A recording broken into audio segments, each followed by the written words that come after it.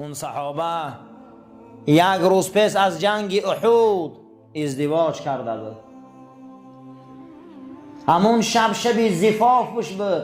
سری اذان داده شده اعلام جنگ احد در کوچه های مدینه بلند شد که مردم اسباتان میانش سخت کنه، شمشیراتان در غلاف کنه، اکنون در احد جمع شوه. این امر خدا های و امر رسولی وای. این صحابه زنش قصه میکنه سراس موار خیست، از جنابت غسل کردگی نبود، اسبش میانش بست، زریحاش پوشید و میدان جنگ رفت با بدن جنابت. در همین جنگ یکی از همه 70 تن شهدای احد کشته شد. جناب پیغمبر صلی الله علیه و سلم گفت الان سعید من دیدستم ملائکه ها از آسمان آمدن از جنابتش غسلش دادستیم. شما ای را نمیبینه گو در صحرای احد. من الان ملائکه دیدستم که با تشتای طلایی با پلتنسه های بهشتی این شهبچه را تازه دارن، این شهبچه را پاک کردستیم. الان این صحنه را من دیدستم. این صحابه بود که غسل او را ملائک داد. عزیزا اسلام همین گونه دینه. در 70-80 سال میری اما تا همون روز می بیایی به برنامه رسول الله سرخم میکنی، تربیه پیغمبر گوش میکنی، ملائک برای سرشویت می بیاین. ملائکه ها برای سرشویت می بیاین، اطرافت را می پیچانند. ابوبکر صدیق وقتی در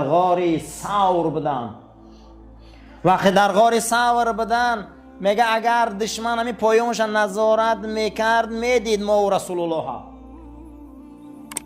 اما پیغمبر نشسته بود. من راستا بودم که یکی از اون مشرکا در آمد پیش ما، در روبروی ما پیشاب کرد، ما را ندید. میگه برآمد رفت. گفتم فرستاده خدا این ما را ندید کو؟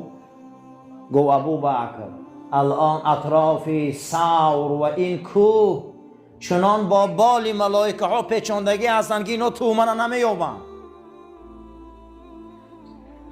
اگر ما بنده خاص خدا باشیم از آسمان ملائک میبیاد، گوش میکنن ما را، تماشا میکنن ما را میپیچانند از چشم دشمنامون، از چشم حاسدین، از چشم قاصدین، برای آن که اونها نیروهایی هستند که پروردگار برای ما را رویایی میکنند. الا تخافوا، او میبیاین درون دل ما میدراین، میگن نترسه شما هیچ محل غمگین نشوی. انا این غیرت دین میگم، این غیرت ایمان میگم که اونها دل شما میبیان الهام میبیارن، شما نمیترسید دیگه. میگم الا تخافوا، شما هیچ محل نترسه، شما وهم نگیره، شما راست باشه. تربیه پیغمبر ملائکه ها را آسمان میبیارن. تربیه پیغمبر این اطراف پوری ملائکه میکنه. تربیه پیغمبر ما را خشنود میکنه. تربیه پیغمبر صلی الله علیه و سلم ما را انسان های راست میکنه. قال الله تعالى لنبيه وحبيبه مثنيا عليه ومظهرا نعوته لديه. پیغمبر خدا این نبیشه، این حبیبشه، ثنا میگه، مظهری تجلیات الهی میگه، صفتاش وصف میکنه. و اینک لعلی خلق عظیم. حبیب محمد صلی الله علیه و سلم اخلاق تو یک معجزه در این زمینه. اخلاق بلنده، در تربیت بلنده.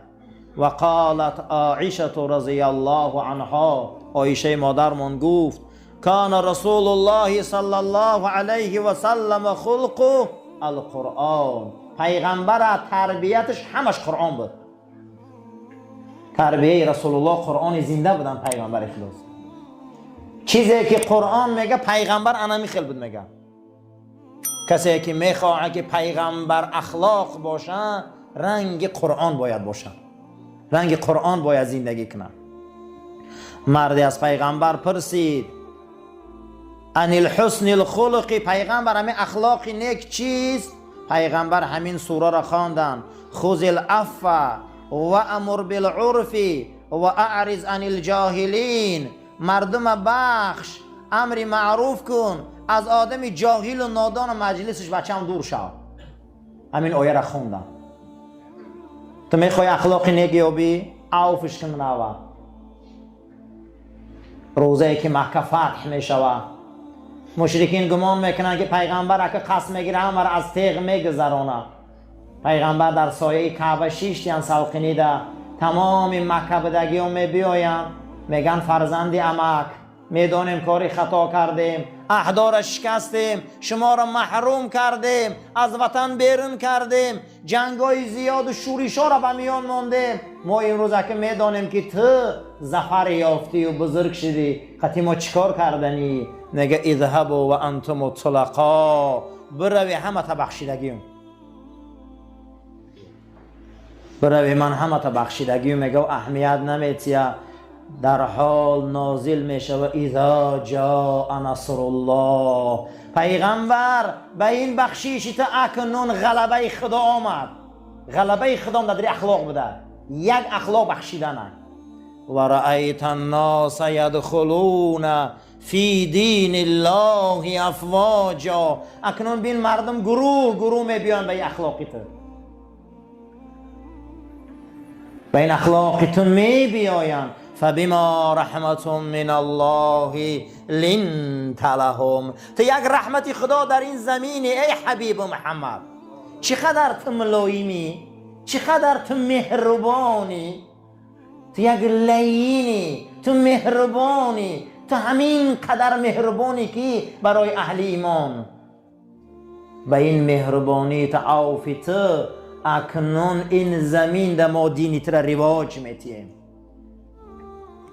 ثم قال رسول صلی الله علیه و سلم، پیغمبر گفتن هو ان تسیل من خطعک و تعطى من حرمک و تعفو من ظلمک. پیغمبر خدا گفتن اخلاق من همین است، کسی ای شما قهرگی کرد آشتی کنه، کسی که ای شما چیز پرسید بتیشه، کسی در شما ظلم و نامردی کرد شما مردیش کنه، شما چیزش کنه مردی کنه، جوان مردیش کنه. در دیگر حدیث شان گفتن انما بعثت لاتمم مکارم الاخلاق، من برای او پیغمبر شدم که شما را به اخلاق نیک رسانم، شما را به اخلاق نیک رسانم، برای همین من پیغمبر شدم. و قال رسول صلی الله علیه و سلم ما من شیء اثقل ما یوضع فی المیزان یوم القیامة تقوی الله و حسن الخلق. پیغمبر صلی الله علیه و سلم گفتن روز قیامت در ترازوی خدا یگان چیز وزن‌تر از تقوا و از اخلاق نیک ندیدم. یعنی که روز قیامت اخلاقای ما رو وزن میکشن. و جاء رجل الى رسول الله صلی الله علیه و سلم، مرد پیش پیغمبر خدا آمد گفت دین چیست؟ پیغمبر گفت اخلاق نیک.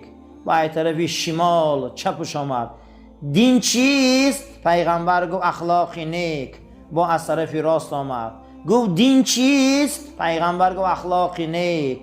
بعد از او از پشت رفت داد زد که دین چیست؟ گفت اما تفقه چوت نمیفهمی؟ این قرار دین گفت همینه که لا تغضب، غضب نگیر. دین معنیش برادرها یکش اخلاق بده. دیندار آدم به اخلاق باید باشه.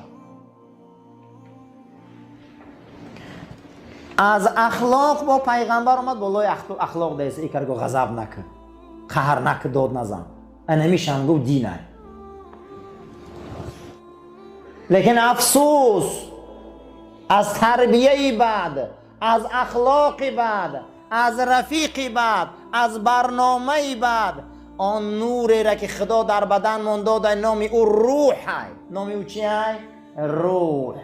قل الروح من امر ربی. رسول محمد صلی الله علیه و سلم ترا میپرسن از روح، بگو برای آنها که این روح از جانب خدای ما هم نمیدونم میره. آدم در دم اون دم از روح خدم افتای. در بدن ما روحی هست عزیزا، اگر او را تربیت کنی که در خواب بود از آسمانی بالا صدا میفهمی. امیرالمومنین صدای ملکوتی آسمانی را فهمید که خلیفه عمر خیز که این عاجز و ناتوان آمده. تربیه اسلام همین است. 70 سال در معصیت میری، 70 سال در گناه میری، 70 سال در بخدایی میری، اما یک صبح میخیزی، دست میبرداری و شرمندگی اظهار میکنی، با وی دروازه رو میکشه، میگه بیا بیا خوش آمدی.